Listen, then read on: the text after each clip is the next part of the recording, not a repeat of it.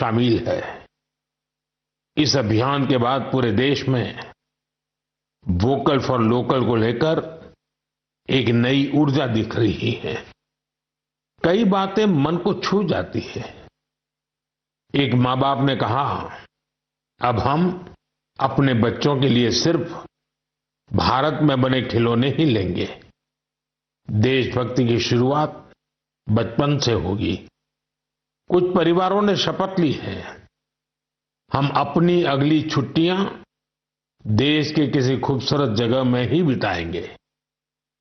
कई युवाओं ने मेड इन इंडिया का संकल्प लिया है, वो देश में ही शादी करेंगे। किसी ने ये भी कहा है, अब जो भी गिफ्ट देंगे वह किसी भारतीय शिल्पकार के हाथों से बना होगा। साथियों, यही तो है भारत की असली ताकत, जन मन का जुड़ाव, जन भागीदारी।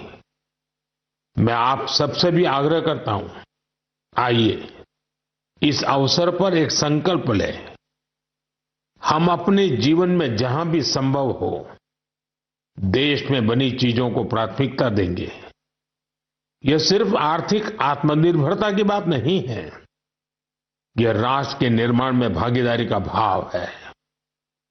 हमारा एक कदम भारत की प्रगति में बहुत बड़ा योगदान बन सकता है।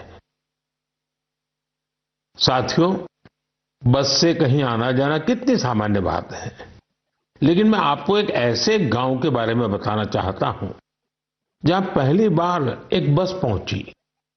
इस दिन का वहां के लोग वर्षों से इंतजार कर रहे थे और जब गांव में पहली बार बस पहुंची तो लोगों ने ढोल नगाड़े बजाकर उसका स्वागत किया।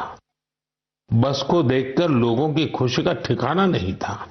गांव में पक्की सड़क थी, लोगों को जरूरत थी, लेकिन पहले कभी यहां बस नहीं चल पाई थी। क्यों? क्योंकि ये गांव माओवादी हिंसा से प्रभावित था। यह जगह है महाराष्ट्र के गढ़चिरौली जिले में और इस गांव का नाम है काटेजरी।